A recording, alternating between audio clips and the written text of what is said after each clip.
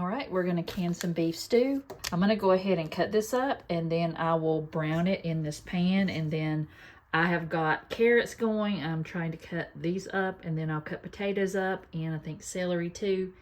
That is the hardest thing about this recipe, is just cutting up all the vegetables. It takes time, but it's gonna be worth it in another month or so when I take it off the shelf and I just dump it in a pot, make some biscuits or some cornbread, and I've got dinner ready. So I'm gonna go ahead and get the meat cut up. All right, I've got my beef cut up. I took as much fat as I could off of it. You're not gonna be able to get it all, but get as much as you can.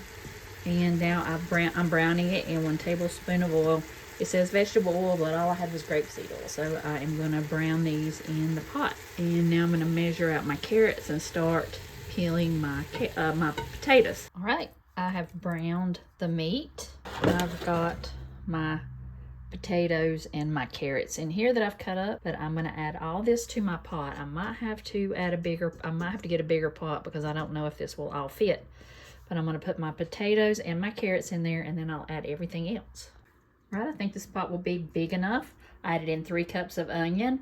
The recipe calls for 3 cups of celery. Not a big fan of biting on a piece of cooked celery, but I added in a little bit over 1 cup just for the flavor. And like I said, you can add less but not more. So I didn't want to add more than 3 cups, or I didn't want to add 3 cups, so I can add less than 3 cups. I just can't add more than 3 cups. So now I am going to top this with some boiling water and add the spices.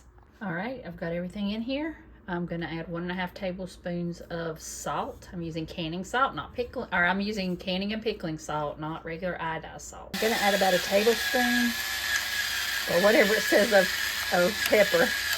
I'm not going to sit there and do it in a tablespoon or teaspoon. I'm just going to do this until I get about how much I like it.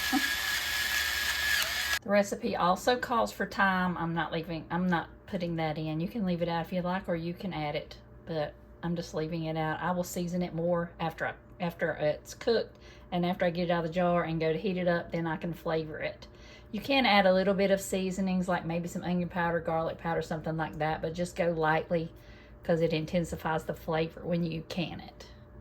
That's why I just like to leave it kind of a blank canvas, and I can season it up how I like it. Now I'm bringing this to a boil, and then we'll start to can it. All right, I'm gonna put my vegetables and my beef into jars. Make sure you stir it up so you get your beef. Don't just get vegetables in there. It's called beef stew.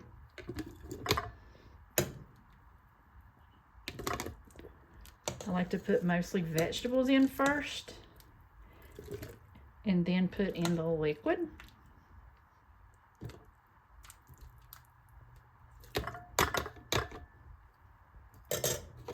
All right, now I'm going to go ahead and add my liquid in.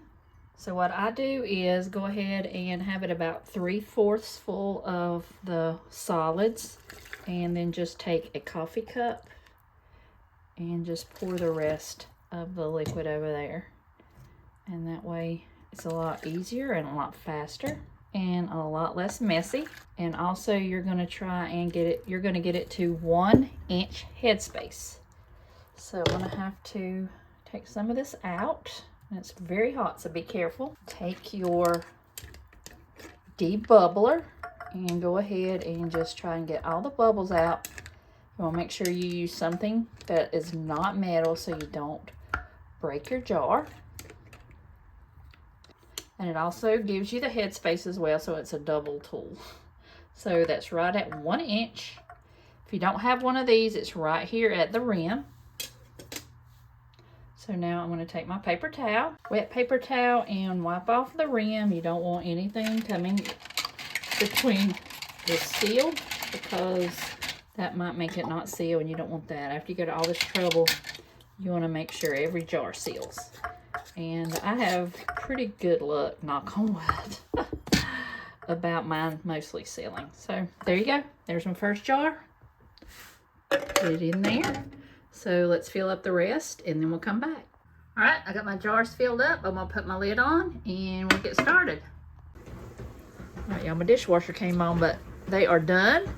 And I'm putting them on a towel where there's no draft, and you're gonna let them sit there for somewhere where you will have them undisturbed for 12 to 24 hours.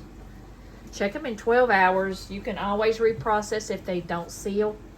You'll have to get another jar, another lid, another ring, but you can reprocess them or put them in the fridge and they can sit in there for a day or two, and then you just eat them up.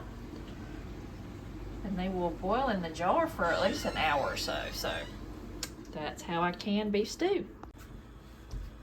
All right, they're done.